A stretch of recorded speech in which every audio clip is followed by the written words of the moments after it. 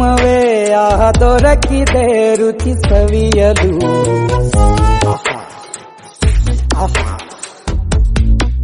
ಈ ಜಗವಿದೆ ನವರಸಗಳ ಉಣಬಡಿಸಲು.